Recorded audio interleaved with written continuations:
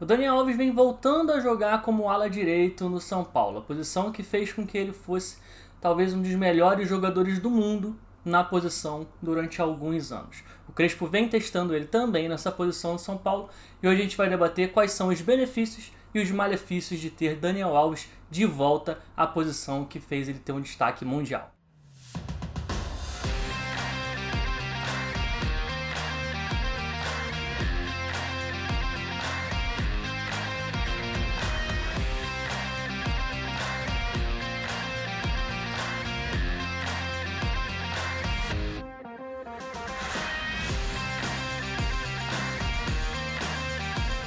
Fala galera, Bruno Pet na área para mais um vídeo. Hoje a gente vai falar aqui sobre essa mudança de posicionamento do Daniel Alves voltando às suas origens, ou seja, voltando a jogar pelo lado direito do campo. Se não como lateral, mas como ala direito nesse esquema 3-5-2 do Crespo, com 3 zagueiros e com 2 alas pelos lados bem abertos. Antes de a gente iniciar, é bom a gente lembrar que desde que o Daniel Alves veio para o Brasil, ele vem atuando como meio-campista, seja como volante, seja como meia, e isso desde os tempos de Fernando Diniz. Ele sempre atuou naquela faixa central do meio-campo, jogando como meio-campista efetivamente. Antes da pausa do Paulistão, que teve agora por conta da pandemia de novo, eu gostaria de lembrar o que eu comentei naquele vídeo que eu fiz do São Paulo algumas semanas atrás, de qual foi o posicionamento do Daniel Alves. Naquele vídeo, naquela oportunidade, eu vou deixar o card aqui em cima para quem ainda não assistiu, o Daniel Alves ele jogou tanto como primeiro volante no meio-campo, na trinca de meio-campo, como também na linha dos dois meias. Ele jogou principalmente como meia direita, mas jogou também como meia esquerda. Depois que retorna ao Paulistão, depois da pausa, o Crespo ele fez uma alteração nessa trinca de meio campo. Então, se antes tinha um volante e 2 meias, agora o São Paulo tem jogado com mais frequência com 2 volantes e apenas um meia. E nesse novo esquema de meio campo do São Paulo do Crespo, o Daniel Alves jogou tanto como volante, um pouco mais caindo pela direita, como também já jogou como meia no jogo contra o Bragantino, contra o Red Bull Bragantino, onde o Luan e o Nestor foram os volantes e o Daniel Alves foi o meia central. Bom, e depois de rodar em praticamente todas as funções desse meio de campo do Crespo, o Daniel Alves ele veio efetivamente a jogar como ala direito, tendo feito seu primeiro jogo nessa função, que a gente não pode chamar de nova, né, mas nessa função de ala, na vitória do São Paulo contra o Palmeiras por 1-0. E desde então, depois desse jogo contra o Palmeiras, contra o Sporting Cristal pela estreia da Libertadores, e também contra o Santo André, o Daniel Alves continuou jogando como ala direito, nas ausências do Igor Vinícius e do Orejuela. O Orejuela, desde que chegou ao São Paulo, ainda não conseguiu estrear por conta de uma contusão que ele já teve na época de Cruzeiro. E o Igor Vinícius teve uma pequena lesão que ele teve que ficar de fora, e foi esse o motivo que levou o Crespo a inicialmente utilizar o Daniel Alves nessa função de ala. Então, no fim das contas, o Daniel Alves faz 3 partidas seguidas que joga já nessa função como ala direito. Bom, e a primeira coisa que vem na cabeça do torcedor é que agora, jogando como ala, o Daniel Alves vai passar a ter menos influência no jogo. Ele vai passar a ter menos movimentação ao longo do campo inteiro, como a gente pode ver nessa imagem, onde nos 6 partidas que ele fez nessa temporada como meio-campista, ou seja, jogando no meio-campo, ele tem muito mais liberdade de movimentação, de jogar tanto pelo lado direito, quanto pelo centro do campo, como pelo lado esquerdo. E jogando como ala, obviamente, as funções dele, as ações dele acabam sendo muito mais pela lateral do campo, pela ala direita. Só que tem um detalhe que é muito interessante que ajuda a mostrar que isso não é 100% verdade. Apesar de realmente diminuir um pouco o mapa de ações dele e o mapa de calor do Daniel Alves ao redor do campo inteiro, ele continua participando ativamente e sendo muito ativo nas ações do São Paulo na partida. Então, se a gente reparar nas estatísticas, a gente vai ver que o Daniel Alves ele teve uma pequena queda nas ações totais por jogo. Se como meio-campista ele tinha em média 109 ações por partida, como ala esse número caiu para 101. São só 8 ações a menos. E na média de passes por jogo também teve uma queda pequena. Se como meio-campista era 84 passes por partida que ele trocava em média, agora como ala são 73 passes que ele troca por jogo, e fica bem claro que ele continua tendo muita influência, continua participando muito das ações do São Paulo no jogo. E inclusive é interessante a gente notar que, se a gente comparar os números do Daniel Alves jogando como ala com os números do outro ala que vinha jogando anteriormente, que era o Igor Vinícius, a gente vê que o Daniel Alves, jogando na mesma posição do Igor Vinícius, atua e participa muito mais do jogo. Então ele tem muito mais ações do que o Igor Vinícius jogando como ala direito, e o Daniel Alves também troca muito mais passes jogando como ala direito. Isso mostra o quê? Isso mostra que o São Paulo ele passa a jogar muito mais pelo lado direito do campo a partir do momento em que o Daniel Alves está jogando como ala direito. Então, independente da posição do campo em que o Daniel Alves está, seja como meio-campista, seja como ala, o São Paulo ele vai sempre buscar o seu principal jogador, o seu jogador mais importante, o seu jogador com mais qualidade e colocar ele para jogar o máximo de tempo possível, colocar ele para participar das ações de construção e as ações ofensivas do time o máximo de tempo possível. Então, a partir do momento que o Daniel Alves entra no lugar do Igor Vinícius como ala direito, a tendência é que o São Paulo comece a jogar e passe a jogar forçando o jogo muito mais pelo lado direito, que é o lado onde o Daniel Alves está, do que pelo lado esquerdo. E tem mais uma coisa importante. Por mais que ele realmente jogue mais partindo do lado direito, o Daniel Alves ele continua com liberdade para poder flutuar e jogar por dentro também. Como a gente vai ver aqui em alguns momentos, num lance aqui agora contra o Santo André, onde ele recebe aberto em amplitude, bem aberto do lado direito, o passe do Igor Gomes, só que o Igor Gomes ele toca para o Daniel Alves e passa em ultrapassagem justamente para o mesmo corredor onde o Daniel Alves está. Então ele vai cortar para dentro, aproveitando o espaço que o Igor Gomes criou quando ele arrastou a marcação, e vai tentar tabelar por dentro e vai fazer uma ultrapassagem para receber a bola em profundidade por dentro, como em outros lances aqui, onde ele está puxando um contra-ataque contra o mesmo Santo André, e ele vai carregar a bola por dentro. Por quê? Porque o Luciano está aberto pelo lado direito.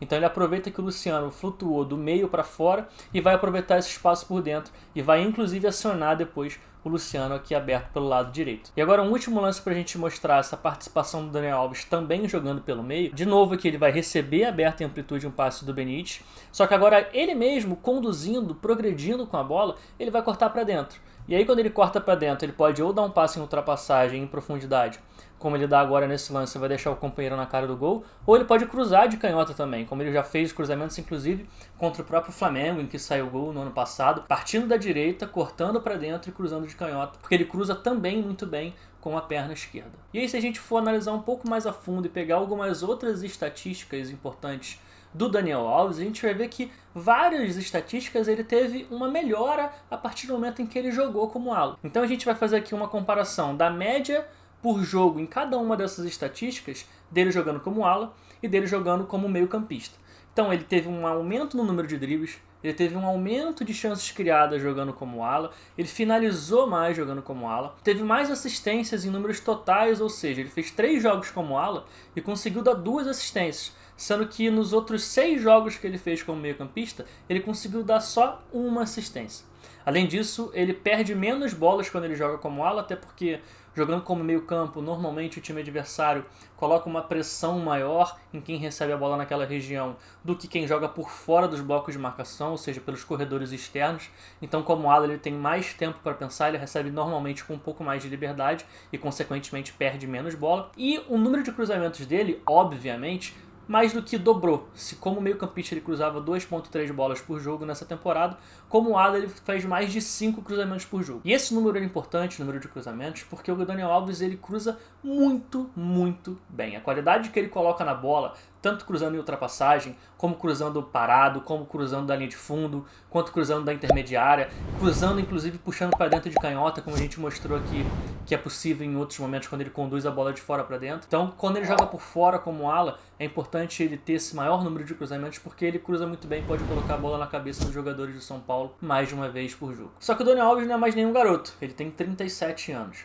E por que jogando nesse time do São Paulo, nesse time do Crespo, é possível ele jogar como ala direito? Primeiro porque ele não é um lateral direito numa linha de 4 que tem que atacar e voltar para marcar, fechando a linha de 4 com só 2 zagueiros. No São Paulo do Crespo, que joga com 3 zagueiros, ele tem uma proteção maior porque tem mais um zagueiro lá atrás para cobrir as costas dele, no caso é o Arboleda, que também sendo o zagueiro pela direita, que vai dar essa maior proteção, essa maior liberdade para ele poder avançar e jogar um pouco mais à frente, com um pouquinho menos de preocupação defensiva, digamos assim. Um outro ponto é que esse time do Crespo ele é muito ofensivo.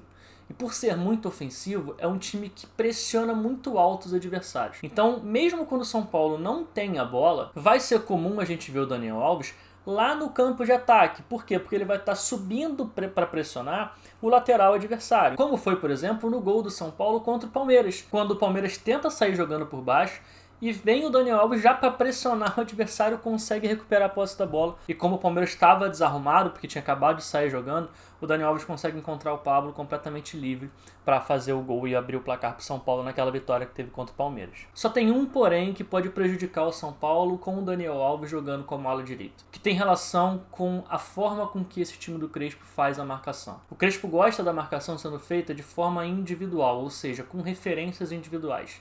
Isso quer dizer que os zagueiros saem para perseguir o tempo inteiro, os volantes saem para perseguir o tempo inteiro e cada um tem o seu adversário para acompanhar ao longo do campo. Então o que pode gerar de preocupação para o São Paulo pelo lado direito é justamente porque o Daniel Alves já não é mais nenhum menino, ele já tem 37 anos. Então se pega algum lateral esquerdo, como o Abner do Atlético Paranaense, por exemplo, que é um lateral muito ofensivo, ou algum ponta esquerda que é muito rápido, muito veloz, como o Bruno Henrique do Flamengo, o Soteldo do Santos, a gente pode perceber que o Daniel Alves vai ter alguma dificuldade para acompanhar esses caras, porque ele não vai ter mais esse vigor físico para acompanhar. Deve ser comum a gente ver em alguns momentos esses caras conseguindo aproveitar o espaço nas costas do Daniel Alves. E aí vai ser muito importante a gente ver como é que vai ser o trabalho do Crespo para fazer essa cobertura, porque o Arboleda vai ter que ter um trabalho maior redobrado ali e o Bruno Alves também vai ter que descer para de repente fazer uma cobertura do Arboleda que desceu para fazer a cobertura do Daniel Alves. Então se tem um ponto de preocupação com o Daniel Alves voltando a jogar como ala pelo lado direito, vai ser depois que o adversário consegue pular a marcação, pressão alta do São Paulo num segundo momento defensivo do São Paulo, onde eles vão estar num bloco um pouco mais recuados. Então fica esse ponto aí de atenção para os adversários poderem se aproveitar do São Paulo quando forem enfrentá-los. Então é isso, galera. Comenta aqui embaixo o que vocês acham desse retorno do Daniel Alves